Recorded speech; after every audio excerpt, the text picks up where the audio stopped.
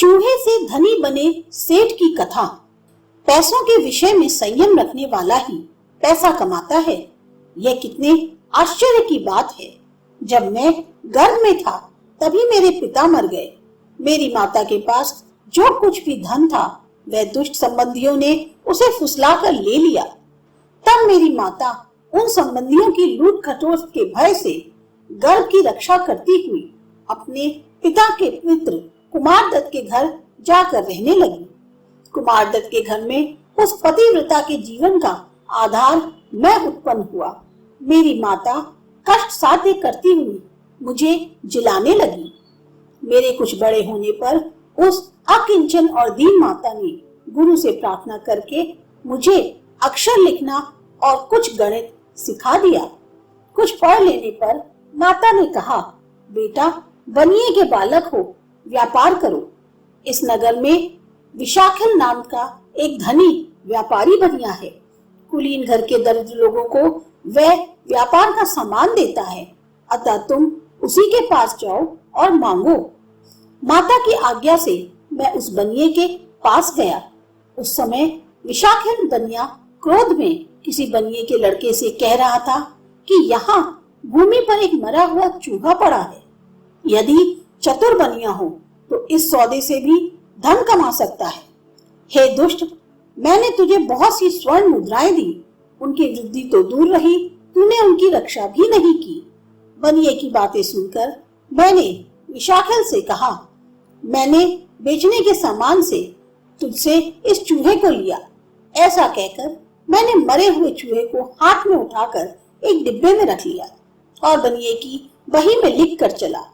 मेरे इस कार्य पर वह बनिया भी हंसने लगा। मैंने 2 अंजलि चने के बदले उस चूहे को किसी बनिए की बिल्ली को खाने के लिए दे दिया। उस चने को भाड़ में भुनाकर और एक घड़ा पानी लेकर मैं शहर के बाहर एक चौराहे पर पेड़ की छाया में जा बैठा। लकड़ी का बोझ लेकर आने वाले थके मजदूरों को मैं नम्रता के साथ चना खिलाने और ठंडा पानी पिलाने लगा। प्रत्येक लकड़हारा अपने अपने बोझ से 2-2 लकड़ियां मुझे प्रेम पूर्वक देने लगा। इस प्रकार कुछ समय में मेरे पास लकड़ी का एक बोझा एकत्र हो गया और मैंने उसे बाजार में जाकर बेच दिया।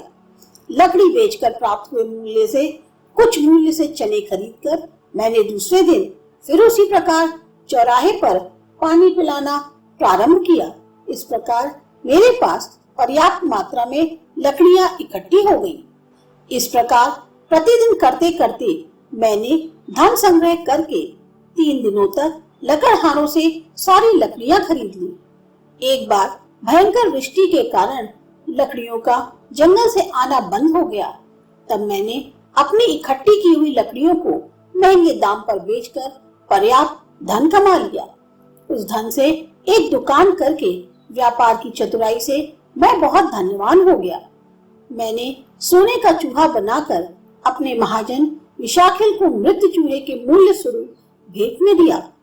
वह भी मेरी व्यापार बुद्धि से इतना प्रसन्न हुआ कि उसने अपनी कन्या मुझे दे दी। एक मरे हुए चूहे के आधार पर व्यापार करने के कारण मैं नगर में मूसे साव के नाम से विख्यात हो गया।